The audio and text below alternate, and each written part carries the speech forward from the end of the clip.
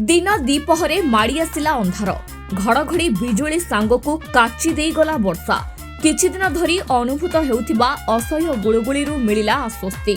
चलित वर्ष शीघ्र मौसुमी प्रवेश करुथिबा बेले आज प्रबल वर्षा जोगु गरमरू त्राही पाइछंती कटकवासी।